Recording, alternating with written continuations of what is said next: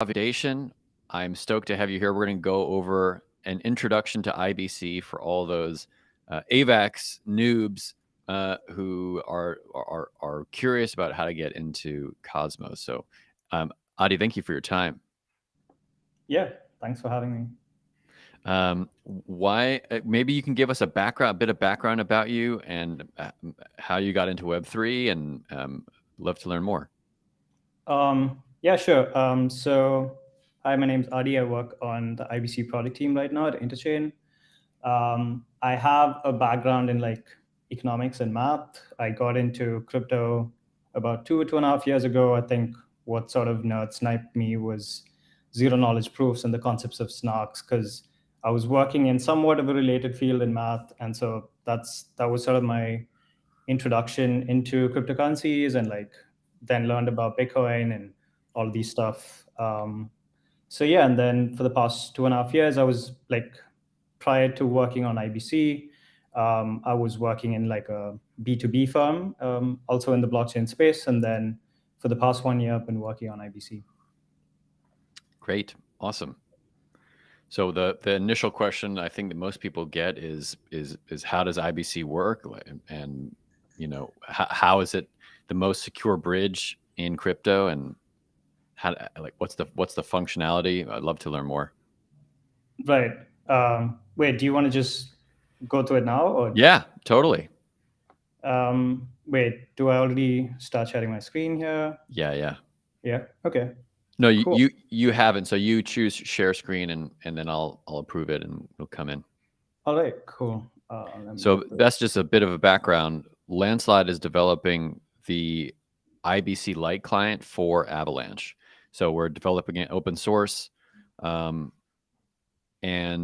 what that will allow is any chain that talks to IBC will be able to natively talk to Avalanche.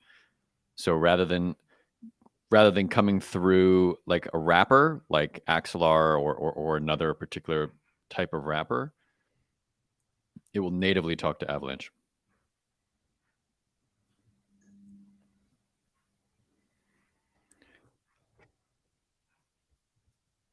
Cool. Right. Do we get started? Are we waiting? Yeah, sure. Please go ahead. Okay. Cool. Yeah. Can people see my screen? Yeah. All good. Mm-hmm. Okay. Cool. Yeah. So this talk is going to be an introduction to IBC. IBC stands for Inter-Blockchain Communication, and like Nathan said, we'll talk about like what IBC is and how it works, and also a little bit about Landslide. And yeah, my name's Adi, and I work in the IBC product team at Interchain. So what are we going to talk about? We'll go through what IBC is. Again, IBC stands for Inter-Blockchain Communication. We'll talk a little bit about how it works. We'll go through some of the use cases, not all of them, but some of them. And then we'll also sort of discuss how IBC has, up until now, kind of been specific to the Cosmos ecosystem. And like, there's a lot of work going on now to sort of extend IBC to other ecosystems as well. And so, sorry to interrupt. I think we're getting it's a blurry image. Let's download it and upload it locally. Okay. Wait, let me stop sharing. Yeah. Okay. I just want to make sure it's coming through. All right.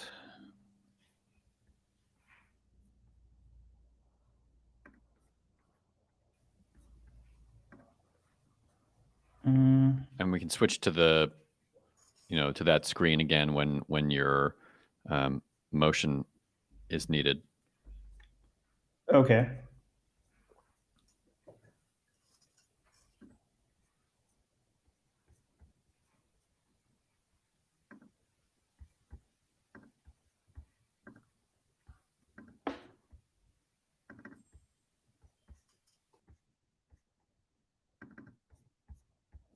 All right, I'm just uploading the slides.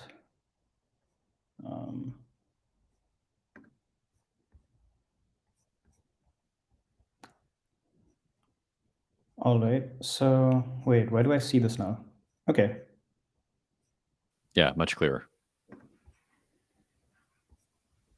And wait, so you can still see this, right? Yes, sir. Okay. But I can't see my slides anymore, though. You can move them on the left.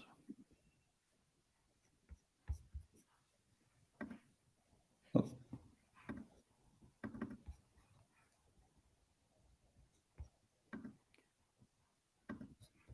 Okay. Do you want me to transfer it to here?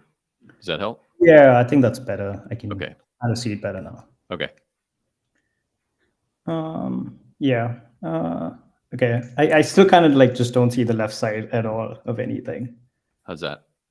Yeah, I think that's kind of better. Okay. Cool. All right. Yeah, so just like going through the slide before, yeah, like I said, we'll talk a little bit about all the work that's going on to extend IBC to different ecosystems and like different blockchains. And we'll also sort of touch upon Landslide Network and the work they're doing to, like integrate IBC and sort of bring together these two ecosystems of Cosmos and Avalanche. Yeah, cool. So what is IBC? IBC is a protocol for blockchains to talk to one another. And so it's a general purpose messaging protocol for the interchain. And I say general purpose because so IBC sends like these data packets between different chains, and the information within these packets can be entirely arbitrary. IBC is not like opinionated in any way about what should be transferred over the wire. It doesn't restrict cross-chain messaging in any way. Like, it's not just for token transfers. The actual payload that's passed can be anything. And the interchain is sort of like this, we view it as this network of interconnected blockchains that are all sort of speaking IBC. And you can think of this as like, if you're familiar with TCP/IP, like, it's very similar to how like devices or servers or mobile phones talk to each other over the internet. And so IBC aims to become this TCP/IP for blockchains. That's sort of like the vision that the community is building towards. All right. Yeah, so very similar to, again, like how the internet can be broken down into different layers, like the TCP acts as sort of like this transport layer for the physical packet relay. And on top of TCP, there's applications like HTTP or SMTP and so on. And so the design of IBC is also heavily motivated by the design of like TCP. And similar to that, you can think of IBC as being sort of decoupled into these two different layers. So in the bottom, you see the transport layer, and that comprises of all these abstractions, like you see light lines, connections, channels, and relays. We'll go through all of them, what they are like in the next slide. And in the bracket ICS, it stands for Interchain Standards. So IBC has these standards as sort of like a blueprint for implementing all of these abstractions. Yeah, and so the transport layer, also called IBC Tau, Tau stands for Transport, Authentication, and Ordering. And so this transport layer here is only responsible for the physical relay of packets and like basic authentication and ordering. Yeah, so like it's not opinionated in any way about what needs to be sent. It is purely just specifying a standard for how messages need to be sent cross-chain. Yeah, and then on top of the transport layer is the application, like the application layer. And this comprises of things like, token transfers, which is sort of like the bread and butter of cross-chain interaction. And we've also got interchain accounts or interchain queries, and we'll go through all of these in the next slide. Yeah, and these are just like a few applications. There's a lot more, and we can talk about that later as well. Okay. Yeah, this was supposed to be like an animated thing so that I can go through it step by step, but this is fine too. I can work with this. Okay, you're if you want, you can go through it and you can do your share screen if that helps. But nah, this is cool. Okay, it's fine. I can just go through this. Where at least people can see my mouse pointer, right? So like they know what I'm looking at. All right, cool. So how does IBC work? Take two chains, chain A and chain B.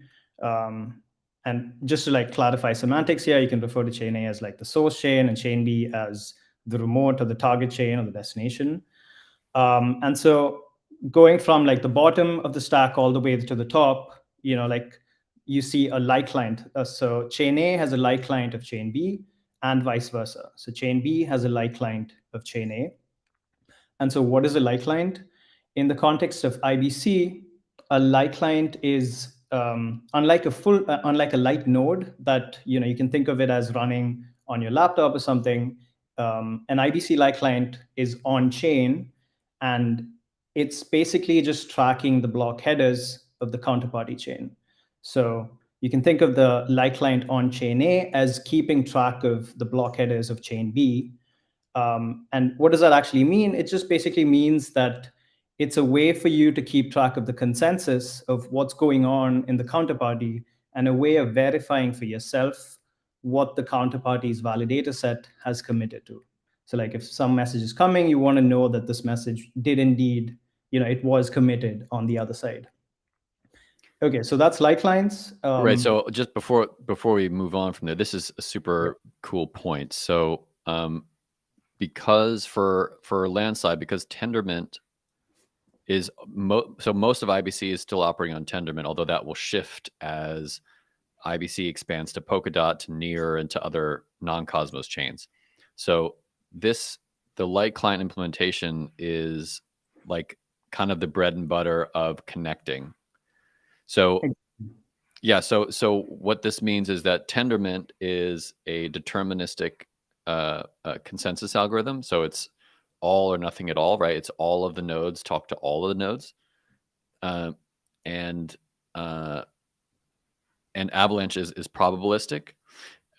So there, it's also like probabilistic means it's not 0 or 1. It's kind of like 99.99%. And so they have a little bit of different security guarantees. So our work at Landslide is making sure that those two consensus algorithms can talk to one another and can verify state on Avalanche P chain.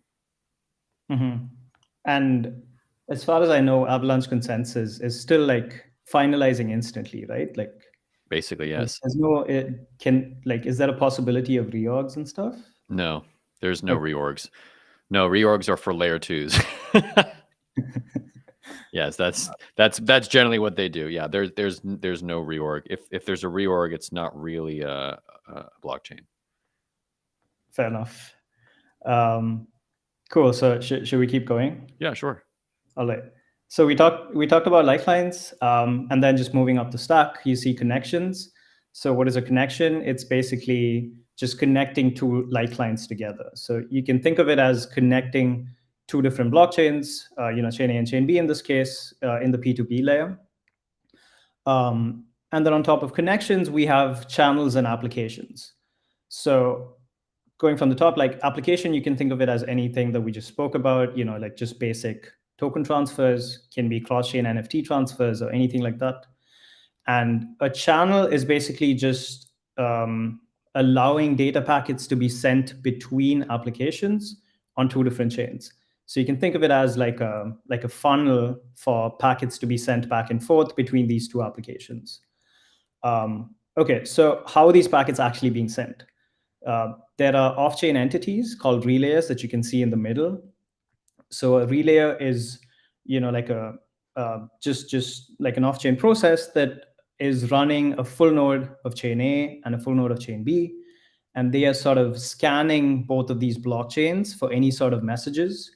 And when they observe a cross-chain message, they're basically picking that message up, packaging it up into a data packet that you can see in the slide, along with the proof of that message, and then they're sending it to the counterparty.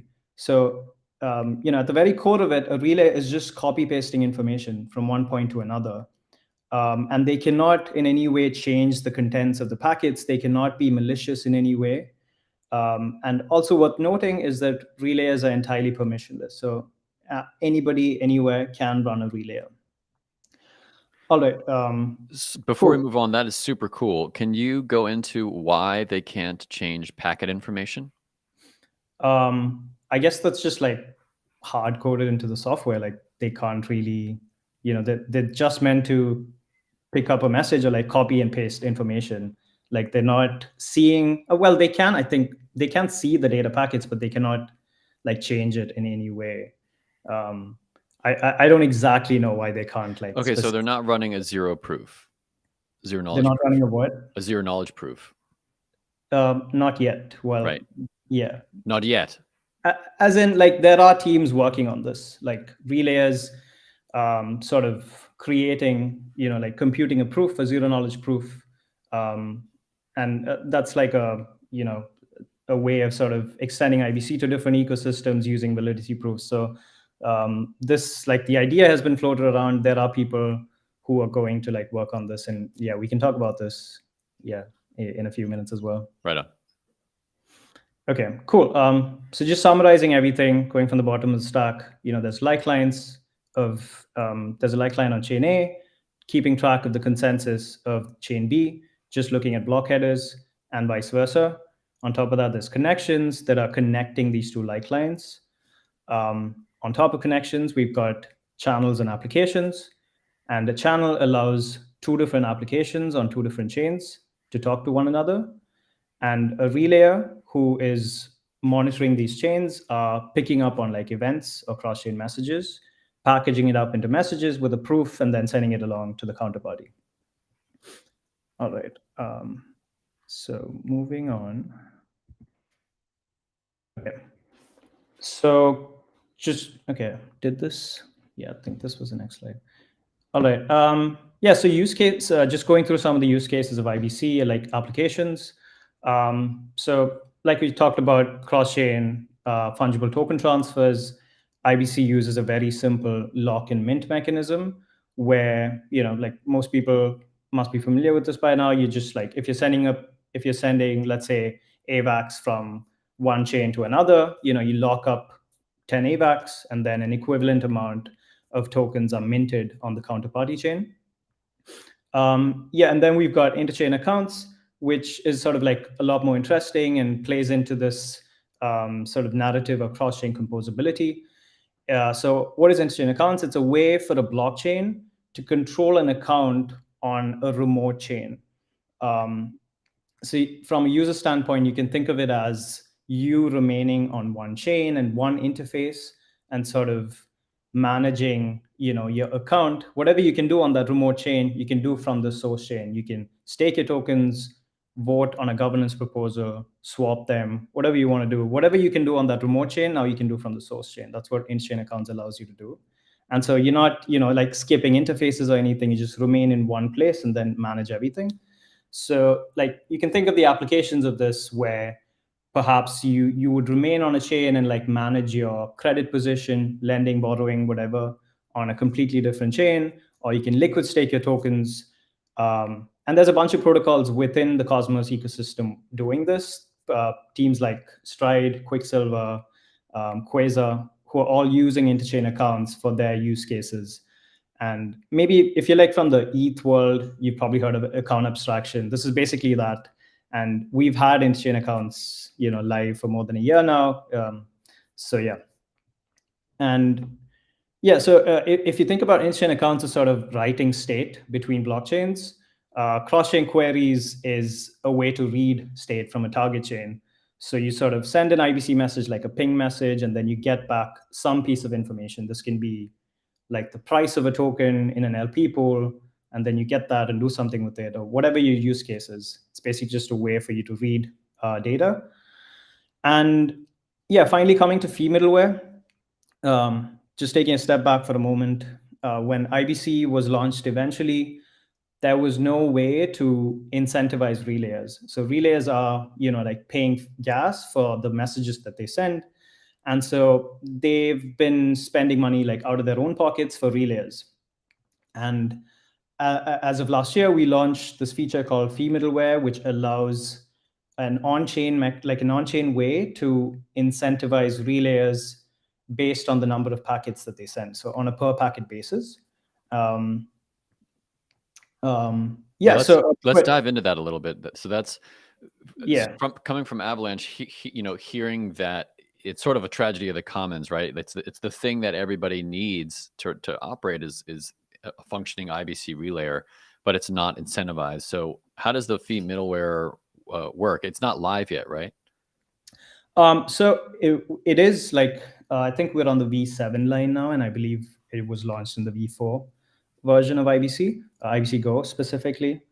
But just a huge caveat here, though, is that the fee middleware today, right now, can only be used with a new channel. So like we spoke about channels earlier. So right now you can only use it if you open a new channel. You cannot use it with an existing channel. So that's been one of the main issues with respect to like adoption of this feature. But we're working on that. We're working on a feature called channel upgradability, which is slated to like come out this year. And what that allows you to do is upgrade your existing channels to leverage new features. So you can think of like a channel between Osmosis and, like Cosmos Hub. Maybe it already there's a channel that already exists that can be upgraded to use the fee middleware. So like now you can just start incentivizing packets, and you don't have to like open a new channel or do a network-wide upgrade or anything like that. Yeah, so that's probably like one thing worth mentioning. And like on a high level, how this works is, like all the incentivization is sort of happening on the source chain. But like I'm happy to like kind of go into it a little bit. Things can get a little bit fuzzy and like complicated because you talk about all the IBC messages and like how everyone is incentivized. But on a very high level, like all the incentivization happens on the source chain. Also worth mentioning is that from the protocol level, from the transport layer, IBC does not say who needs to pay for the packets. Like it can be the end user, it can be the community pool, it can be the chain itself from some other account. So yeah, that's another thing worth noting. That is interesting. Yeah. Who do you think who are mostly paying right now? Well, so right now, like no one's using the fee middleware yet. So it's still relayers that are paying for the packets. Yeah. So why would a relayer bother paying for it? I guess they're making their money somewhere else, right? Yeah, so that's a good point. As of now, within the Cosmos ecosystem, like if you're a validator, you're anyway running like a full node. But like mostly it's been validators running relayers as well. But we've seen, like you can still have off-chain mechanisms of funding. You can have a business model around that. It's not that it has to happen on chain, but I think like we personally believe that this was fine. Like a lack of an on-chain mechanism when IBC launched was maybe okay. Like you need to sort of bootstrap this ecosystem, but it's not a scalable thing. Like if we want the interchain to sort of scale and be sustainable and have like hundreds of thousands of millions of chains, we need this on-chain incentivization. So that's the whole point. Got it. Thank you. Yep. All right. Ooh, I think there's a bit of a lag. Okay, cool. So this is sort of like what the interchain looks like today. Like on the left, you see this image of, like a network of blockchains all talking IBC. You can see this picture for yourself on mapofzones.com. And yeah, as of today, we've got approximately like 50 or 60 Cosmos chains that have implemented IBC. Just last year, we had like more than $30 billion of cross-chain volume and more, like upwards of 50 million cross-chain transfers, like all happening over IBC pipelines. And like I personally think, like this is significant. Like in the chart below, you can see that IBC is sort of right up there with other intra protocols or bridges. So like fairly significant volume, but like, and all of this is great. Like I said, it's still, IBC has still been limited to Cosmos chains. And just to clarify, when I say, what I mean when I say a Cosmos chain, it's basically a blockchain that uses Tendermint as the consensus algorithm and the Cosmos SDK as the execution. So like if you're a developer building your application today and you're using the Cosmos SDK, you get IBC out of the box. So like the SDK has a bunch of modules, and IBC is a module within that. And so you're basically just importing the module, and you start speaking IBC out of the box. So that's great, but like our vision is sort of to become the internet of blockchains, and for that you need to extend to other ecosystems and not just within Cosmos. Yeah, and so that's what we'll talk about now, like all the work that's going on beyond Cosmos. Oh, wait. I wanted to hone in on how totally awesome that last slide was. Okay. Okay. Yeah. So it's over 30 billion in cross-chain volume without a single hack, right? Right. Can you give me your opinion? Like, what do you think is attributes? What is this attributed to? Well, I think so. This like like just from speaking to people and like people who've worked on IBC way before I joined, I think there was a lot of work that went into just like specifying everything, doing R&D and like implementation. All of that took a bunch of years. Like there was formal verification and all of that done for like 2+ years before IBC actually went live. And there were a bunch of people working on that back then. This is like probably 2017 or so on, and 2017, 2018. And IBC is launching in 2021. So there was a lot of work that went into prior to that. I don't know if that's a case with like a lot of other bridges. Maybe things have been, you see the demand for blockchains or like different applications, and maybe bridges pop up really quickly, and maybe those projects might not have that kind of rigor and attention that went into like the security details and all of that kind of stuff. So that's one thing that I think that's worth mentioning.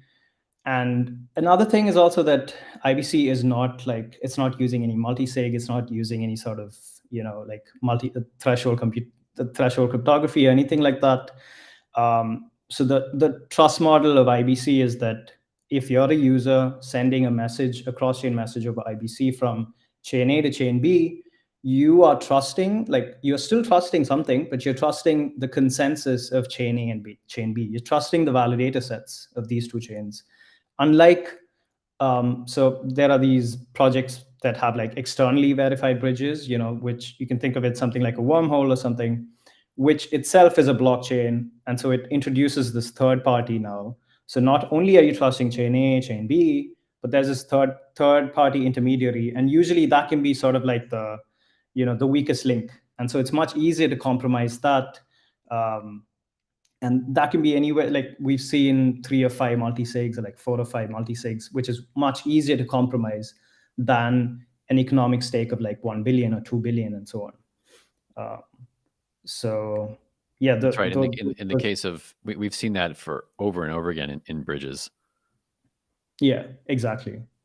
But I think like personally, I also feel like a lot of the bridge hacks probably weren't just because of like the economic model breaking down. A lot of it has just been implementation bugs.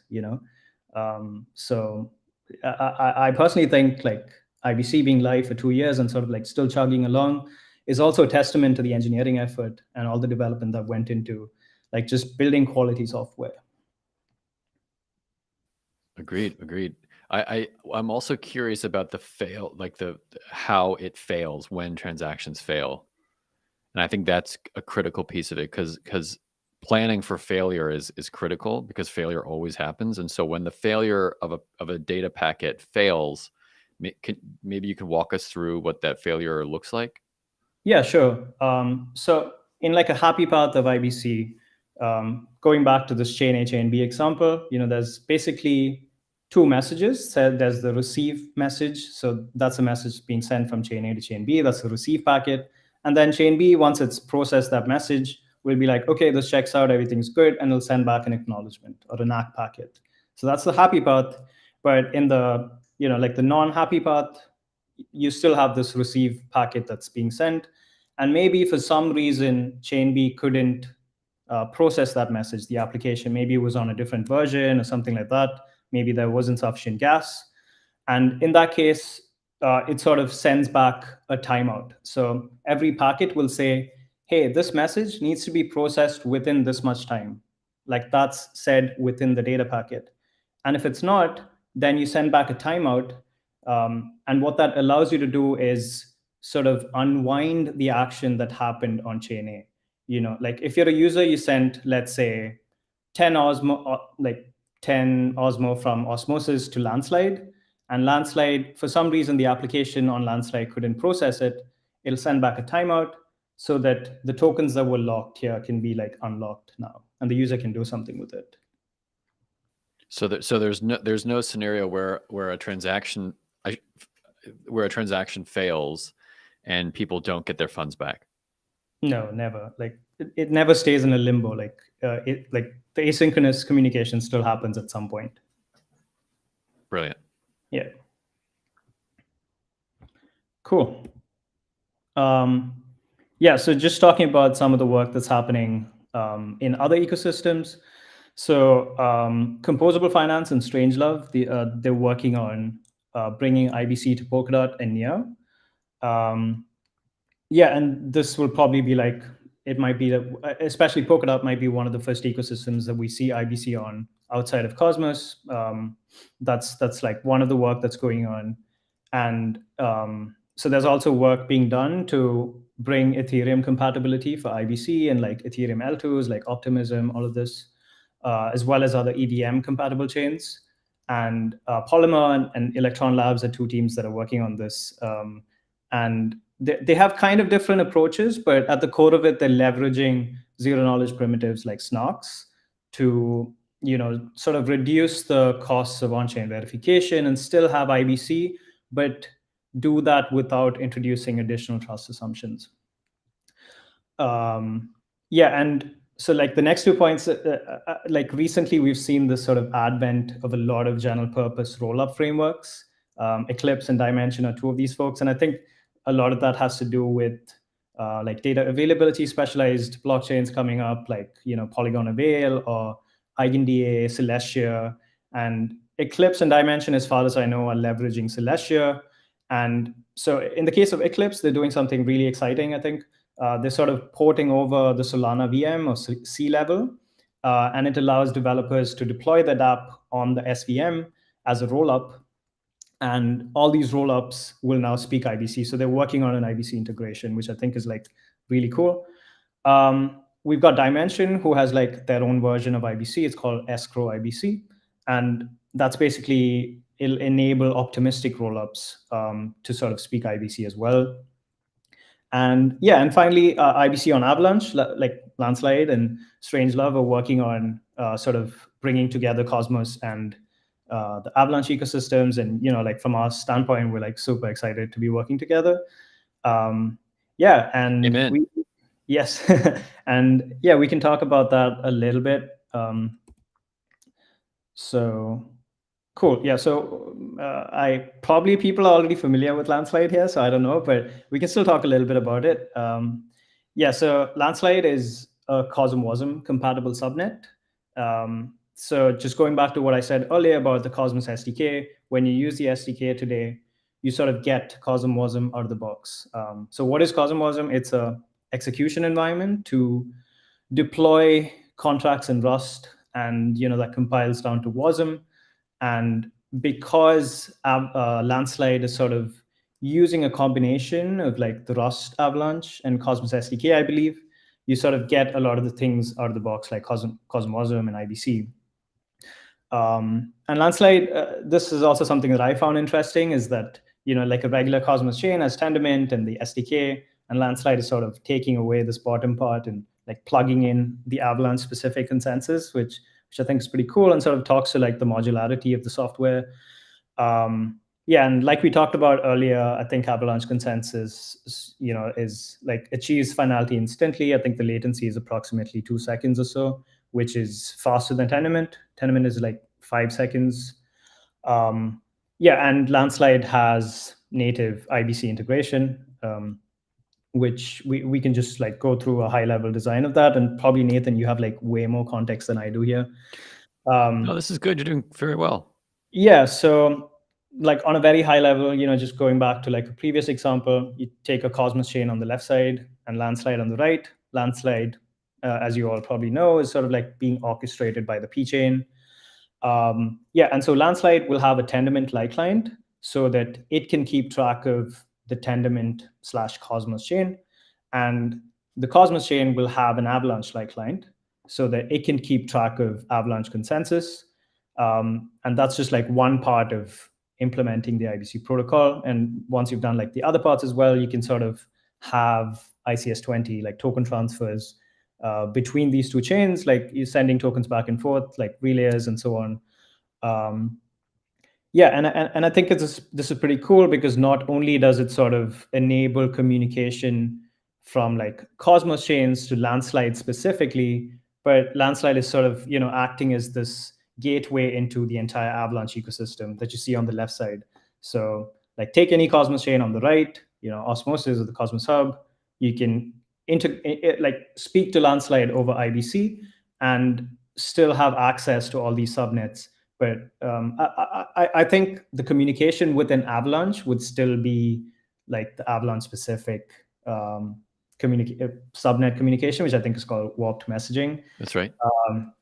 Yeah, so that was just worth mentioning, I think, and maybe like in the future, perhaps we can also expect to see something like subnets sort of batching proof, so like headers to Landslide.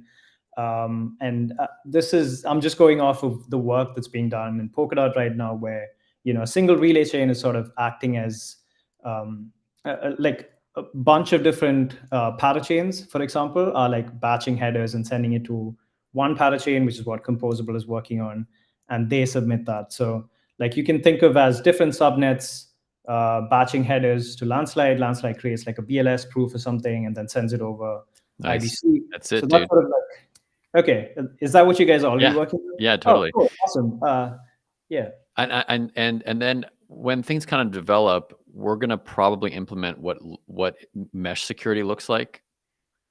So there'll probably be some overlap between validator sets between subnets, and that will also help. So like rather than we could also do batch headers, but if we share validator, like similar validators, that will probably help scale that up. Right. Yeah, that's what I was thinking. Probably like for batched updates, you would need like validator set overlaps between these subnets and Landslide. Yeah, we're pretty cool that you guys are already working on this. Cheers, Yeah, and sir. yeah, that's like that's the presentation. Cool. Just like from our perspective, we're super excited that Landslide is working on bringing IBC and like bridging together to these two ecosystems. And also, like when I was sort of reading up on Avalanche before this talk, I realized how a lot of the things are similar between the two projects, and like the architectural decisions seem very different. Very similar. Yeah, so I'm like pretty sure that like the Cosmos community is really excited to see like Landslide bringing IBC into Avalanche. Yeah. Agreed. So yeah, thank you. You can check out our website at ibcprotocol.org. We have a new website coming up very soon. You can also go to our GitHub, see us spec at cosmos/IBC. We have an implementation in Go. You can see that in cosmos/IBC Go. Yeah, and if you want to reach out to me, that's my handle on Twitter. Cool. Thank you. Wonderful. That was great, man. I would love to open it up to questions if folks are listening on the live stream, or if they're in Twitter, throw up a hand and we'll get some questions answered. Also, I'm happy to ask some questions myself. I would love to contact some of the early devs who were working in 2017 and find out if they're still involved with the project, or I'd love to get them on a broadcast and do some interviews with them. Are they still involved in the ICF? Oh yeah, once you're in the Cosmos, you're not leaving. You sort of like into it in some way. But yeah, most of those people are still around. People from Confio, like maybe you're familiar with like people there, and Zaki, Jack, all these folks. You already know Jack. Yeah, we should do do a NFT series for these early folks. Even if it's just a meme. The OG IBC team, I guess. Where are some maybe you can talk to me about your opinion on the ICS and kind of the upcoming upcoming upgrades that you are excited about? You mean interchain security? Or the other ICS upgrades they're coming? You mean like IBC level features? Yeah. Right. Okay. So channel upgradability is like our main priority right now. Like we talked about earlier, it sort of allows you to upgrade your existing channels and use new features. So fee middleware is like one of those features that you can now use. But another thing that's been also worked on is like multi-hop transfers. So one of the things right now is that IBC is path dependent, like tokens that are sent from chain A to chain C and chain A to B to C are not fungible. So that's Yeah, so this is a really important point for folks who are not familiar with Cosmos very well. right. Just reiterate that once more. Yeah. So this is something that's very fundamental to IBC security property because we don't want to assume anything about the tokens and like where it's coming from. So let's say there's a chain A, chain B, and chain C. If you send tokens from chain A to chain C, and then you send the same token from chain A to B to C, those are not fungible with each other because they've traversed different paths.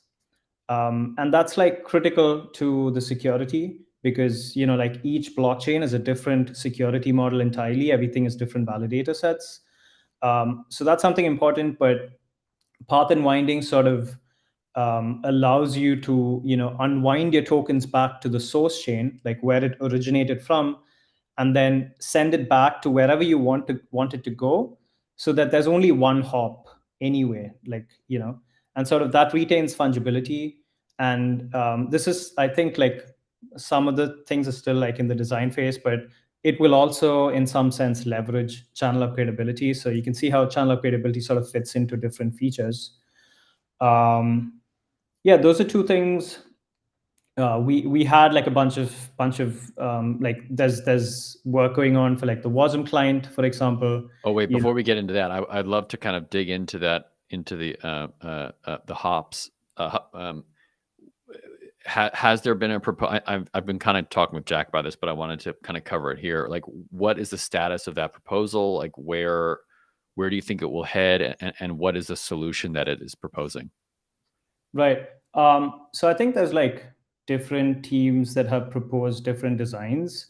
Like, for example, the Skip team has like proposed a different way to implement path unwinding. Within the IBC team, like the engineers, they had already proposed like an idea and like it was being discussed. So I think we're still sort of like figuring out what's the best way to like approach this. And yeah, but you'll definitely see it sort of implemented. I think it should be live sometime this year for sure. Yeah, but like I don't think the final design has been like fully sort of like spec'd out yet. But the end result is sort of an unlimited amount of hops. No, so the end result is that it doesn't matter. Like you as a user don't have to think about fungibility anymore. That's like the final thing. Like you don't have to think about, oh, okay, I have to now send my tokens through this route so that my tokens are fungible with the LP tokens that already exist on that chain, or something like that. Understood. Yeah. Great. We're super stoked to see that, because Avalanche has kind of solved that within the subnets, so you'll be able to move between subnets like that. So as soon as that can go live on the IBC side, it will be, you'll see some really wild hops. Right. Shout out to Cavalry. These guys are doing multi token swaps in a single swap. I'll put a link here. What's the Avalanche like? What is your design like? How is that implemented? That's a good question. I don't know. That's a question for like Steven at Ava Labs. My general understanding, and it's some sort of very similar IBC implementation. Like the way that they use BLS signatures is very similar. Right. Cool. Here's a Cavalry link. Cool. Yeah, you were saying about WASM implementation.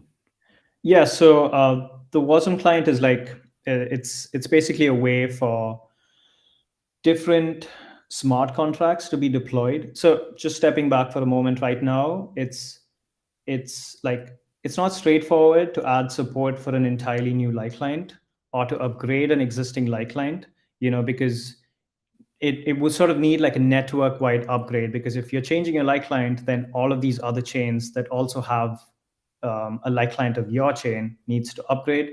So that's not an easy process. And so the WASM client is intended to streamline this. It makes adding support for new clients easier. It makes upgrading clients easier. So what it does is basically allows you to deploy the light client logic as a Rust smart contract, and that sort of like compiles down to WASM, and it makes it easier to add support for, I don't know, like any sort of light client that can be written in Rust. So yeah, that's another important development. Yeah, and then I guess like I think last month or a little while ago, we saw Interchange security going live on the Cosmos Hub. And Interchange security, for people who are not familiar, is the Cosmos vision of shared security. And the backbone of Interchange security is really IBC. IBC acts as the specific IBC level application for Interchange security is called cross-chain validation. And so like IBC is what's used to sort of send validator set updates, or slashing messages, token distribution messages, all of that stuff. Great, amazing. I'll put links to those in the show notes as well. Cool. Do you have any closing thoughts? Well, I'm just happy to thanks for giving me the opportunity to talk about IBC, and again, I'm personally super excited by the work that you guys are doing. Cheers. Can't wait to see all the good stuff happening with IBC and like Avalanche and Cosmos. Yeah, us too. Well, wonderful. Adi, thank you so much for your time. We'd love to have you back on again. Maybe we can bring some of the OGs on, or we can have you. Actually, we're planning one with CryptoCito and some of the Ava Labs higher ups. Maybe we can have we can have you on that. That would be really neat, sort of a roundtable. Cool. Yeah, thank you so much for having me. Yes. All right. Thanks, man. Yep. See ya. Bye.